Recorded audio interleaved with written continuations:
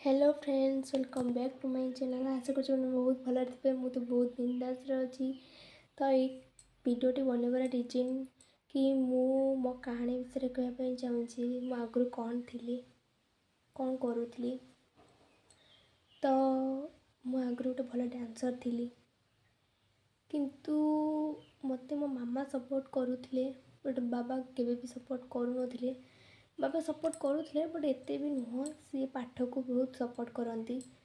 सी बेसी टी चाहती कि केमती भल पाठ पढ़ी, आगू जीवी, बास से। किंतु मामा सपोर्ट करती।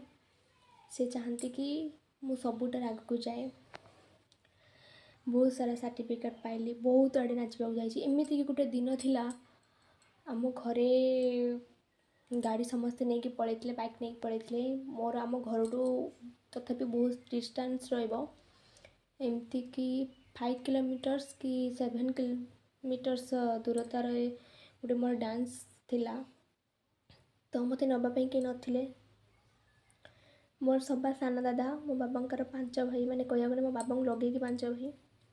सभा सान दादा जी सी मत साइकल नहीं जाते।